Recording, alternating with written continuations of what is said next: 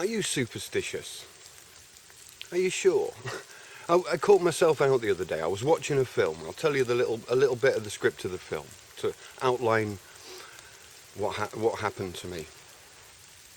I was watching this film, and it's a film about a tribe and warriors and like an Indian tribe.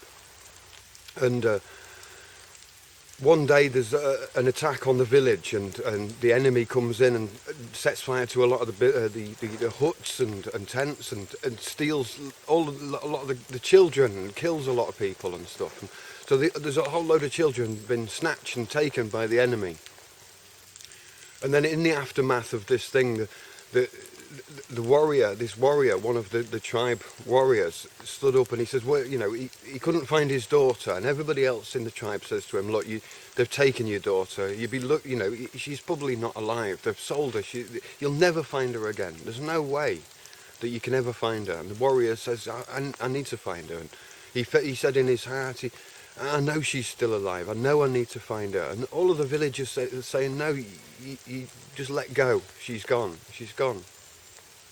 And so he decides to go to the medicine man, to the chief shaman of the tribe, and goes into the tent, and the ceremony begins, and the shaman says a few prayers, and he shakes these bones, this oracle, and he throws it onto the floor and reads the oracle, reads the bones, and turns around to the warrior and says, no, I'm sorry, your daughter's not alive. Don't go looking for her. And the warrior stands up and he says, I know she's alive. I'm not going to listen to you. I'm not going to listen to your bones. I'm not going to listen to your readings. I'm going to go and find her because I know in my heart. Obviously, it's a film and he finds her later on and everything else. But I'm stopping there and I'm thinking to myself, okay, this shaman, isn't he a bit superstitious? Isn't it a bit stupid to make such a decision based off rolling a few bones? Like, oh yeah, I can see this peril ahead, Why doesn't the shaman or the medicine man just use wisdom, logic, and then when we come to the edge of our knowledge or edge of our understanding, we can then confess that we have that it remains a mystery at that point. Like what's on the other side of this hill, it remains a mystery. Nobody can know that, so why pretend as a wise man to know what the mystery is? So I'm looking at this situation, I'm looking at the shaman. Now he's got the chance of just using his wisdom and talking to the warrior. But because one, it's an emotional situation for the warrior. He wants to find his daughter, so he's going to make a very emotional decision. Secondly, we don't know the connection between us and our family, so it's a very personal connection. You might have a connection to somebody special to you that goes beyond wisdom and reason, but is real. It's a real, like a mobile phone. I mean, you can't see your voice going from one mobile phone to the other. It's quite a magical thing, we're using this mobile phone. So so even the wisest shaman, even the wisest man can't know everything. And so therefore, in a way, the way I sort of reinterpreted the situation is, instead of the shaman saying from him, I say to you, don't go, because the probability is 99% that you won't find your daughter. So don't come back and blame me, sort of thing, if you don't find her, because it's 99% and I wouldn't, so it's much easier for the shaman to just roll these bones, throw them on the floor, and then give the answer that he knows anyway, the most logical piece of advice that he'd give to the warrior anyway.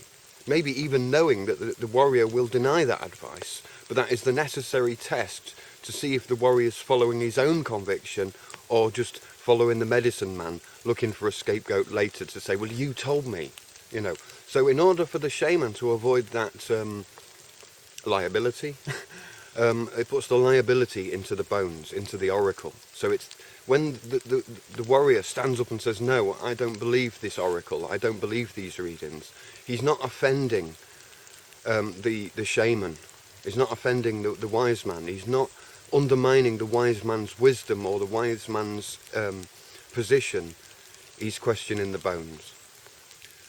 So, the bones act as a surrogate device to take away this personality, to take away this, like, personal attacks, so that I could impart my wisdom without somebody connecting that wisdom directly to me. They can blame the bones and not put the lie. Yeah, I think you get the gist. The point of it being is, initially I'm like evaluating this shaman as being a superstitious, just some superstitious guy, religious kind of. Superstitious is the only word I can come up with, actually. Just believing in the unreal. But then after realising that it's my projection of his illusion that makes me think that he's superstitious. But he's not superstitious, he's just using a medicine man's trick. It's me who's superstitious because I think he's superstitious. Do you see what I mean? So who's superstitious really? The one judging the other one to be superstitious. Can you get the point. So it's very easy to look at somebody who's in a religion, for example, and say, they're just following the wrong thing. They're following the wrong path. But unless you know exactly what's going on in their heart, mind, soul, and in themselves, unless you know what's happening in that person, then it's you, the observer, that's just making a presumption. And so it's you in that situation who's potentially superstitious.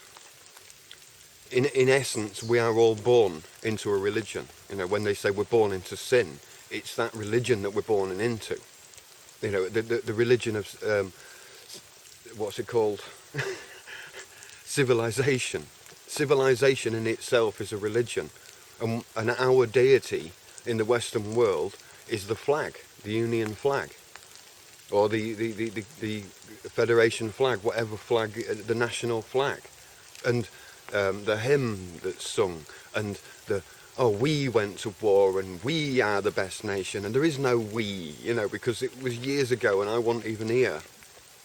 That collectivism that we have as a nation, and we believe in money. Oh, money is real, it has value, it's backed by this, that and the other. No, it's a promissory note, and a promise is based off faith. And faith is based off your own inner conviction to give something value, to give it a worth, to enter into a worship with something. So as soon as you enter into a relationship with something of value, then it's worship. And we enter into this world as babies. We don't even know we're entering into the most magical cult on the planet. And people use money every day and think, it's normal, it's not evil or anything. Now, I'm not saying it'd be superstitious again for me to call money evil. But when you enter a value ship, a friendship with money in that way, and with a flag and with patriotism and all these ideologies that are not human, they're like oracles, they're just bones. You can't blame them, they're there for a tool, they're of the non-living. The non-living entity things that we give spirit to. So, we're the ones who give everything spirit. We're the ones who make everything alive. The paperwork, the money, the ideas, the flag, the nation, the song, the hymn, all of this is our religion. So when we're stood there going, I'm not religious, I may be atheist, I don't believe in anything, it's because it's just the same as you didn't learn language. You just learnt it you inherited it. Because you was around the language, you learned the language. So you call yourself English or French or Japanese because that was the language that you inherited. You didn't sit down as a baby and go, right, okay, well, red, green, blue. Okay, after a while at school, they drill that sort of thing into you for reading and writing. But essentially, we inherit our environment. We take it in. And then when we're looking at another environment saying, oh, you're strange, you wear strange colours or strange clothes, you believe in strange faiths, they can equally look back at us and say the same. And just because we've created great things, this we again, I didn't create this, that and the other, I created my tiny little bit of it all. So, you can't, we can't put sort of, there's a we there and a we there and a we there and a we there and that one's wrong and that one's wrong. We're all individuals and it's up to you. It's up to how you perceive religion and superstition and faith and belief. We have to put faith in other people. We have to put trust in other people. It's just how far do we go putting that faith into a flag, into a political ideology, into a structure or a system. Superstition. So just, roll the bones, take your chances, enter the mystery, accept that it's a mystery. We can't make the wise liable for the decisions they make if we don't follow those decisions. So better off just, heeding the wisdom and looking at your own perception of the world, because that's what it's made up. It's made up of your perception. Be very careful to judge the world without judging yourself, because it'll become superstitious hypocrisy. All right then. See you later. Thanks a lot for watching. Cheerio.